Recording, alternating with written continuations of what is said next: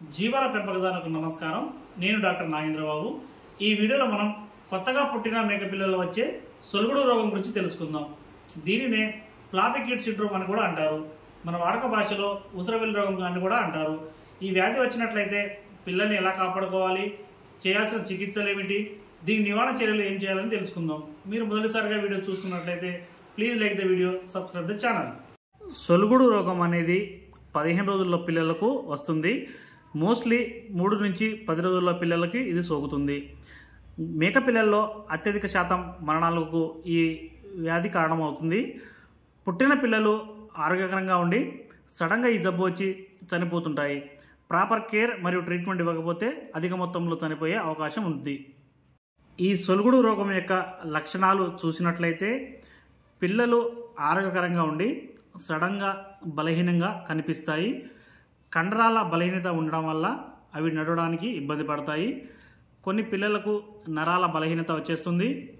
బలహీనంగా ఉన్న పిల్లలు నిలబడలేకపోవడం అనేది ముఖ్యంగా మనం చూస్తుంటాము. కొన్ని పిల్లలు ముడుచుకొని పడుకుంటాయి.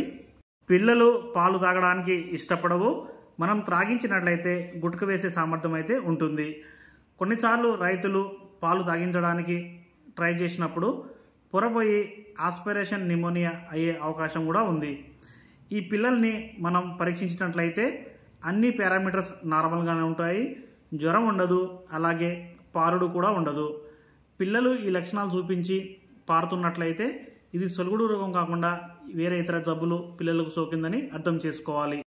ఈ సొలుగుడు రోగం లేదా ఫ్లాపీ కిడ్ సిండ్రోమ్ ఎందుకు వస్తుందో ఇప్పుడు తెలుసుకుందాం. పిల్లలు ఎక్కువగా పాలు తాగినట్లయితే ఈ పాలు ఎక్కువగా తాగడం వల్ల పిల్లల పొట్టలో బ్యాక్టీరియా ఈకోలై, క్లాస్ట్రిడియం వంటి బ్యాక్టీరియాలు అభివృద్ధి చెందుతాయి. ఈ అభివృద్ధి చెందిన బ్యాక్టీరియాలు డీలాక్టేట్ అనే ఒక పదార్థాన్ని స్రవిస్తాయి. ఈ డీలాక్టేట్ అనే పదార్థం కనుక బాడీలో ఎక్కువైనట్లయితే ఇది అసిడిటీని కాజ్ చేస్తుంది. అసిడిటీ అంటే ఆమ్లజనకం ఎక్కువ అయిపోతుంది. దీనివల్ల ప్రేగులలో చలనాలు, ఆంత్రచలనం వంటివి ఆగిపోతాయి. రక్తంలో ఆమ్లత్వం కూడా పెరిగిపోతుంది. ఈ డీలాక్టేట్ నరాల బలహీనతకు మరియు కండరాల బలహీనతను కాజేస్తుంది. రైతులు పిల్లలు తక్కువ పాలు తాగాయనే ఆలోచన ఉండి బలవంతంగా పాలు తాగడానికి చూస్తుంటారు. ఇలా త్రాగించే క్రమంలో పొరపోయి ఆస్పిరేషన్ నిమోనియా అయ్యే అవకాశం కూడా ఉంది. ఈ త్రాగిన పాలు వాటికి అరగకుండా ముద్దలు ముద్దలుగా అలాగే కడుపులో ఉండిపోయి ఆమ్లత్వం వల్ల జీర్ణం కాకుండా అలాగే ఉంటుంది. చికిత్సలో ముఖ్యమైనది 24 గంటల వరకు పిల్లలకు పాలు త్రాగించరాదు. ఎందుకంటే ఇంతకుముందు త్రాగిన పాలు అరగకుండా జీర్ణం కాకుండా ఆమ్లత్వంతో కూడి అలాగే ఉంటుంది. కాబట్టి 24 గంటల వరకు పిల్లలకు పాలు త్రాగించరాదు. ఈ పొట్టలో మరియు రక్తంలో ఉన్న యాసిడిటీ అంటే ఆమ్లత్వాన్ని తగ్గించడానికి ఖచ్చితంగా మనం సోడా బైకార్బోనేట్ ఇవ్వాల్సి ఉంటుంది. కొన్నిసార్లు ఈ సోడా బైకార్బోనేట్ని నరాలు కూడా ఎక్కించాల్సి ఉంటుంది. 6 గ్రాముల సోడా బైకార్బోనేట్ తీసుకొని 1/2 లీటర్ నీళ్ళలో కలపాలి. ఈ కలిపిన నీళ్ళ నుంచి 15 పాయింట్లు ప్రతి 2 గంటలకు ఒకసారి చొప్పున 3 నుంచి 4 సార్లు ఒకరోజు మొత్తంలో త్రాగించి ఉన్నట్లయితే పిల్లల్లో అసిడిటీ అనేది తగ్గిపోయి నార్మల్కి వస్తుంది. ఈ బ్యాక్టీరియా వల్ల వచ్చే సెప్టిసెమియాని తగ్గించడానికి మనం యాంటీబయాటిక్ ఇంజెక్షన్లను వాడాల్సి ఉంటుంది. దీని కొరకు అమాక్సిలిన్ ఇంజెక్షన్ని 10 mg/kg బాడీ వెయిట్ చొప్పున రోజు ఒకసారి ఇలా 3 రోజులు ఇవ్వాలి. లేదా క్లోరాంఫెనికాల్ టాబ్లెట్లు మార్కెట్లో అవైలబుల్ ఉన్నాయి.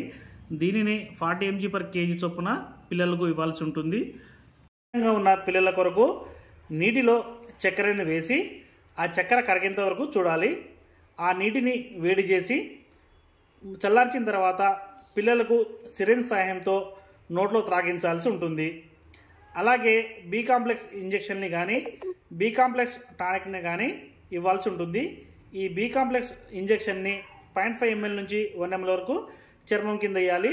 లేదా బి కాంప్లెక్స్ టానిక్లను ఓరల్గా అంటే నోటి ద్వారా కూడా త్రాగించాల్సి ఉంటుంది.